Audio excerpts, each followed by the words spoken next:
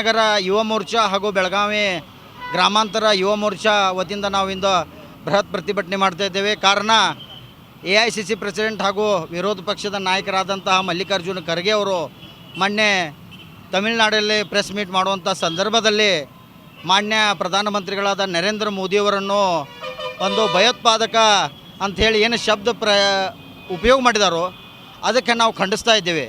ಯಾಕಂದ್ರೆ ಕಾಂಗ್ರೆಸ್ ಸರ್ಕಾರ ಇರ್ಬೋದು, ಕಾಂಗ್ರೆಸ್ದ ನಡವಳಿಕೆ ನೀವು ನೋಡ್ಬೋದು. ವಿಧಾನಸೌಧದಲ್ಲಿ ಪಾಕಿಸ್ತಾನ್ ಜಿಂದಾಬಾದ್ ಅಂದವ್ರನ್ನ ಸಹ ಅವರು ಕ್ಷಮೆ ಮಾಡ್ತಾರೆ. KJD ಇದ್ರೊಳಗೆ ಆದಂತಹ ಒಂದು ಏನು ಇದನ್ನು ಹೋರಾಟ ಅದು ಅಲ್ಲಿ ತಮ್ಮ ಶಾಸಕರನ್ನ ಒಂದು ಮಣ್ಣಿ ಸುಡ್ತಾರೆ. ಅವರನ್ನು ಇವರ ಅಮಾಯಕರಂತ ಹೇಳಿ ಒಂದು ಇದನ್ನು ಏನು ಮಾಡ್ತಾರೋ ಅಂದರೆ ಇವ್ರ ಮನಸ್ಥಿತಿ ಯಾವ ರೀತಿ ಅದ. ಬರುವಂಥ ಈ ಪಂಚ ರಾಜ್ಯಗಳಲ್ಲಿ ಅವ್ರದ್ದು ರಿಸಲ್ಟ ಹೀನಾಯವಾಗಿ ಸೋಲ್ತಾರೆ ಅನ್ನೋ ಒಂದು ಹತಾಶ ಮನೋಭಾವದಿಂದ ಈ ರೀತಿ ಹೇಳಿಕೆ ನೀಡ್ತಾ ಇದ್ದಾರೆ ಅಂತ ಅಂತೇವೆ. ಮತ್ತು ಒಬ್ಬ ಪ್ರಧಾನಮಂತ್ರಿ ಆದಂಥ ನರೇಂದ್ರ ಮೋದಿಯವ್ರನ್ನು ವಿಶ್ವನೇ ಒಬ್ಬ ನಾಯಕ ಅಂಥೇಳಿ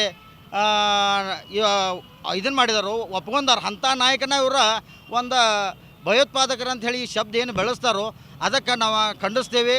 ಮತ್ತು ಬರುವಂಥ ದಿವಸದಾಗ ಅವರ ಕ್ಷಮೆಯನ್ನು ಕೇಳಬೇಕು. 140 ಕೋಟಿ ಜನರಿಗೆ ಪೈಲ ಕ್ಷಮೆ ಕೇಳಬೇಕು.